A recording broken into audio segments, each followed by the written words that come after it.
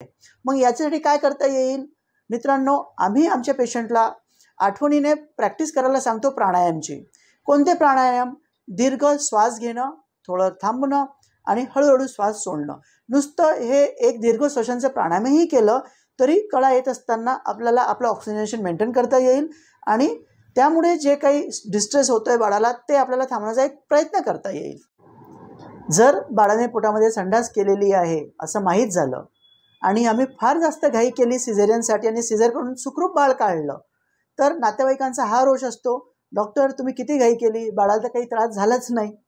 याच्या विपरीत बाळाने संडास केलेली आहे माहिती आहे आणि आम्ही नॉर्मल डिलिव्हरीचा प्रयत्न केला आणि ते प्रयत्न करत असताना थोडा उशीर झाला आणि उशीर करून सिझेरियन जर केलं आणि त्यावेळेस जर काचेची पेटी लागली तर काय म्हणत असतील डॉक्टर्सला लोक, डॉक्टर तुम्ही किती उशीर लावला, जर सिझरच करायची गरज होती तर तुम्ही पहिले करून टाकते, आता सिझरही झालं आणि बाळाला काचेची पेटी लागली. मित्रांनो, एक वेळेस विचार करून बघा, आमच्या ठिकाणी येऊन बघा, जर घाई करून सिझर करून बाळ काढलं पोटात बाळाने संडास केलेली असताना आणि बाळाला काचेची पेटी नाही लागलं तर डॉक्टरांनी घाई केली, डॉक्टरांनी जास्त वाट पाहिली आणि बाळाला काचेची पेटी लागली तर डॉक्टर तुम्ही लगेच सिझर करून का नाही काढलं. ही परिस्थिती फार संकटदायी असते पेशंटसाठी पण, नातेवाईकांसाठी पण आणि डॉक्टरांसाठी सुद्धा.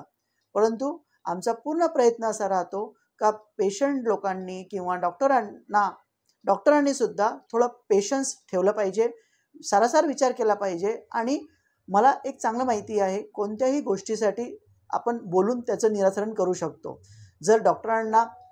जर पेशंटच्या नातेवाईकांनी हिंमत दिली, नाही डॉक्टर तुम्ही प्रयत्न करतायत, आम्ही तुमच्या सोबत आहोत, किंवा डॉक्टरांनी सुद्धा नातेवाईकांना हिंमत दिली का आपण ठोके बघतो आहोत, जरी संडास केली असली तरी घाबरून जाऊ नका, आपण जर ठोके कमी व्हायला लागले तर लगेच सिझरची तयारी करून बाळ काढून घेऊया.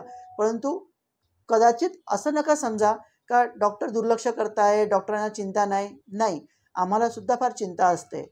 प्रत्येक बाळ जेव्हा NICUमध्ये जातं तेव्हा आम्हाला स्ट्रेस असतो का पहा डिलिव्हरी जरी नॉर्मल झाली तरी ते NICUमध्ये जायला नाही पाहिजे होती, आणि जरी सिझर झालं तरी हे सुद्धा चिंता असते का सिझर तर झालं आहे, कमीत कमी NICU तरी नाही लागलं पाहिजे. तर ही द्विधा मनस्थिती जशी तुमची असते तशी आमची असते. समजून घ्या का आमचा पूर्ण प्रयत्न असतो का आई पण सुखरूप राहिली पाहिजे, बाळ पण सुखरूप राहिलं पाहिजे. परंतु सर्व गोष्टी देवाने आमच्याकडे दिलेल्या नाही आहेत. आमच्याकडे एकच गोष्ट दिलेली आहे, ती आहे प्रामाणिकपणे प्रयत्न करणं.